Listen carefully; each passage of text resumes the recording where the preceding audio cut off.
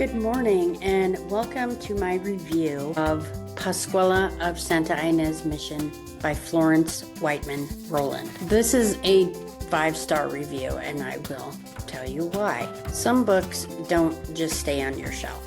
They stay with you for life. Pasquale of Santa Ynez Mission is one of those books for me. This was my favorite book when I was growing up, starting at 7 years old when I was just learning to read.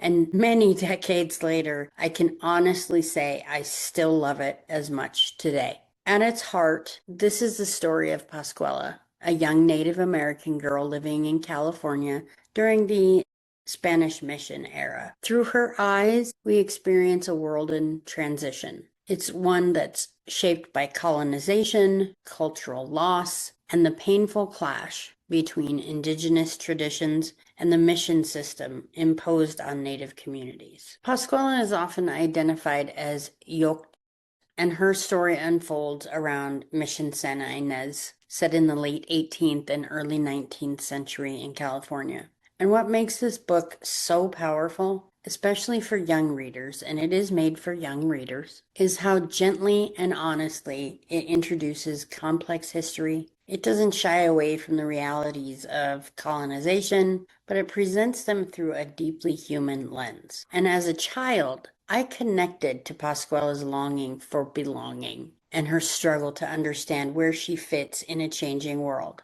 Today, I appreciate this book even more for its quiet strength, its respect for indigenous identity, and its ability to teach history without preaching. This novel explores the loss of culture and tradition, the emotional impact of the mission system, the resilience of Native communities, and the internal conflict of a young girl caught between two worlds and two beliefs. It also provides insight into the lives of the Native people of the Santa Ynez Valley at that time. And it reminds us that history is not just dates and buildings, it's people, families, and stories that deserve to be remembered. What makes Pasquale of Santa Ynez Mission truly special is that it trusts its readers, even the young ones, to feel empathy, ask questions, and sit with uncomfortable truth. That's rare, but it's powerful. I give this book 5 stars without hesitation.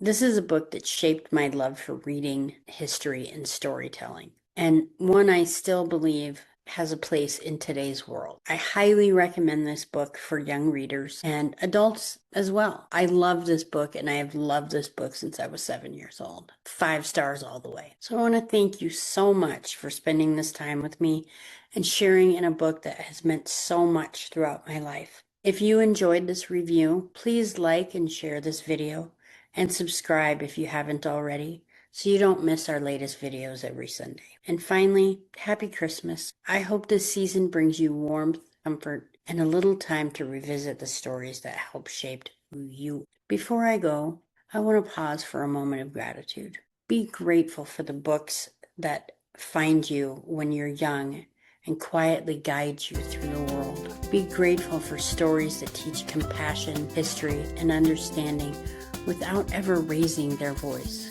And be grateful for choosing curiosity, empathy, and reflection, especially during these hard times. And may we all carry forward the lessons of the past with kindness, and may we never forget the power of a story to connect us across generations. Thank you for being here, and have a great day.